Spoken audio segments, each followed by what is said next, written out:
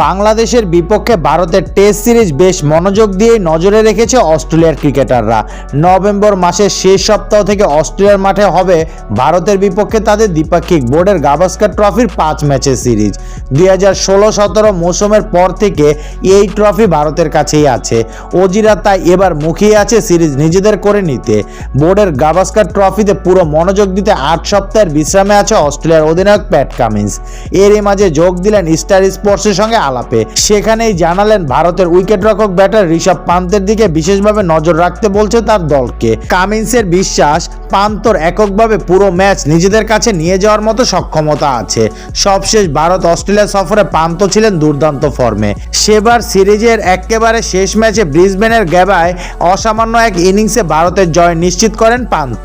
তাতেই নিশ্চিত হয়েছিল বোর্ডের গাভাস্কার ট্রফি টানা তৃতীয়বারের মতো নিজেদের কাছে রাখছে ভারত। পান্তকে নিয়ে কামিন্সের মন্তব্য, প্রতিটা দলেই একজন বা দুইজন খেলোয়াড় থাকে যারা ম্যাচটাকে বের করে নিয়ে যায়।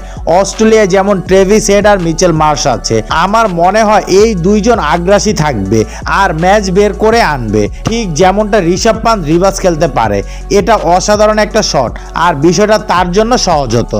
পান্তকে নিয়ে এরপরে নিজের দলের সতর্কতা জানালেন বিশ্বকাপ জয়ী অজি অধিনায়ক। সে এমন একজন যে কয়েকটা সিরিজে বড় ভূমিকা রেখেছে, আমাদের অবশ্যই চেষ্টা করতে হবে তাকে আটকানোর জন্য।